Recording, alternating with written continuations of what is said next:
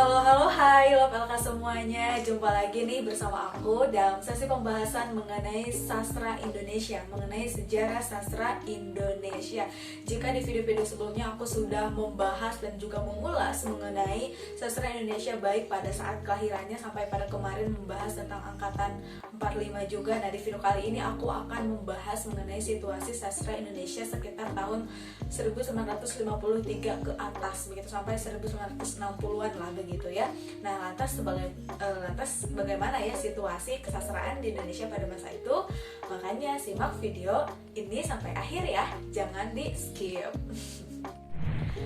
Love LK, jika kita akan membahas atau mengulas mengenai sastra Indonesia rentang tahun 50-an sampai tahun 60-an, rasanya kita tidak akan pernah lengkap tanpa membahas isu-isu yang terjadi pada masa itu.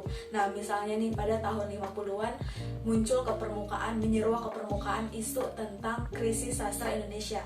Isu tentang krisis sastra Indonesia itu banyak sekali diperbincangkan oleh halayak, terutama oleh orang-orang yang menaruh minat terhadap dunia sastra begitu. Setelah Chairil Anwar meninggal, di wilayah lingkungan kebudayaan gelanggang seniman merdeka juga itu seolah-olah kehilangan vitalitasnya. Rifai Apin tidak lagi banyak menulis sajak begitu ya, mempunyai fokus lain.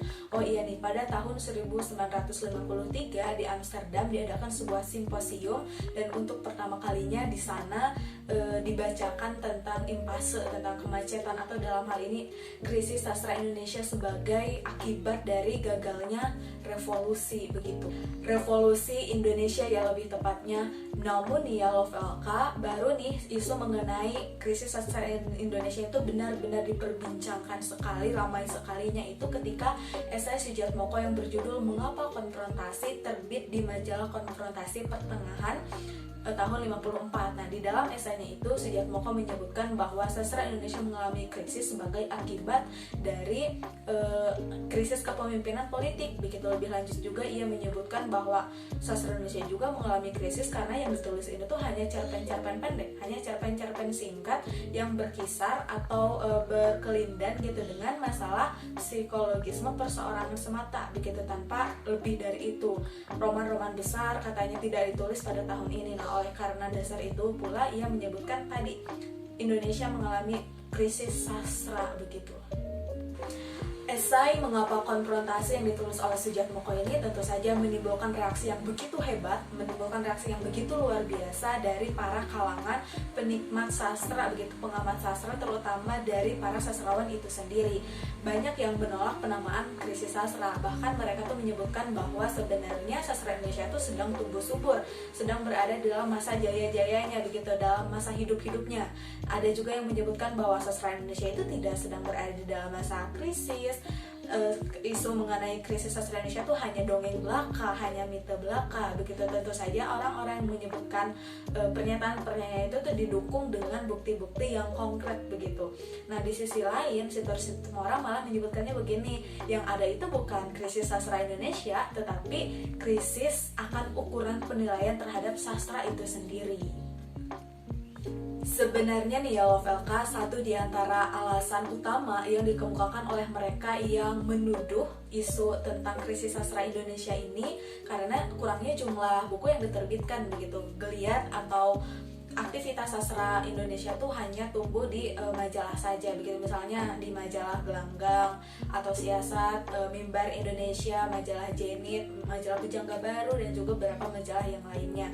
Karena sifat majalah yang terbatas ini, maka tidak aneh begitu kebanyakan para pengarang tuh malah menghasilkan karangan-karangan yang singkat dan pendek pula, seperti cerpen, puisi, dan juga karangan-karangan yang lainnya, karangan-karangan yang bernilai, kemudian karangan-karangan yang panjang gitu seperti roman-roman atau novel-novel itu tidak menggeliat pada masa ini begitu. Situasi dan kondisi itulah yang kemudian melahirkan istilah sastra majalah begitu. Untuk pertama kalinya istilah tersebut tuh dilansir oleh Nugroho Noto Susanto di dalam bukunya yang berjudul Situasi 1954. Oh iya Love LK, di tengah-tengah isu mengenai krisis sastra Indonesia yang banyak sekali diperbincangkan, sebenarnya ada persoalan lain yang juga menarik para pengamat sastra, yaitu persoalan tentang angkatan baru, angkatan sesudah angkatan 45. Apabila dibandingkan dengan para pengarang angkatan 45, para pengarang yang baru-baru lahir ini itu tuh mengalami atau menghadapi kehidupan yang sebenarnya tidak begitu menguntungkan mereka.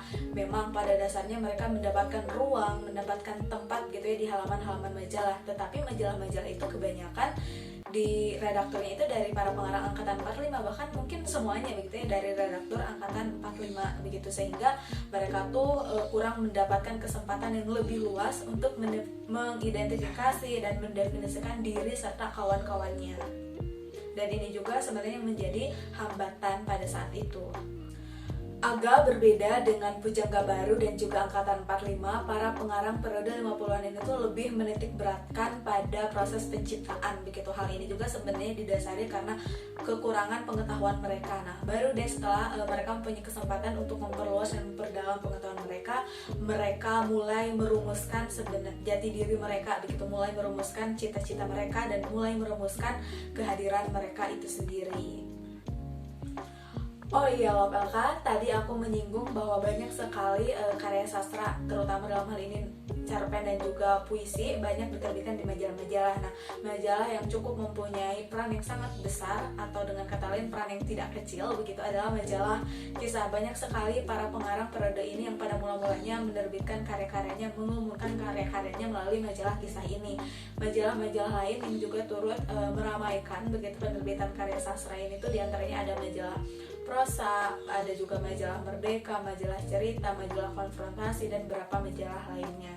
Nah, banyak sekali pengarang yang mengemukakan gitu karya-karyanya, menampilkan karya-karyanya pada periode ini. Misalnya ada Nugroho Noto Susanto, kemudian ada A.A. Nafis, ada Subagio Sastrowardoyo, ada Iwan Simatupang, ada juga Trisno Yuwono, kemudian ada Motinggo Bushie, dan masih banyak lagi. Nah, mereka tuh cukup produktif sekali di dalam menulis karya-karyanya, seperti Motinggo Bushie, Subagio Sastrowardoyo, A.A. Nafis juga tidak kalah produktif gitu dalam menghasilkan karya-karyanya.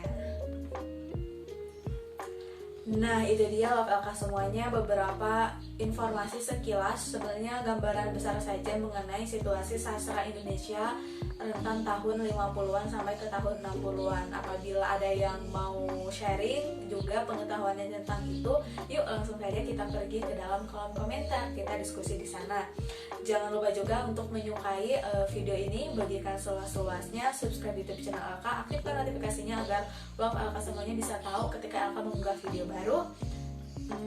Sampai jumpa ya di video yang lain, dan barangkali ini merupakan video kedua terakhir yang berseri begitu ya, seri pembahasan mengenai periodisasi sastra Indonesia. Mungkin di lain waktu bisa juga memproduksi video-video yang berkaitan dengan sastra Indonesia yang lebih spesifik lagi, membahas karya dan juga membahas penulisnya.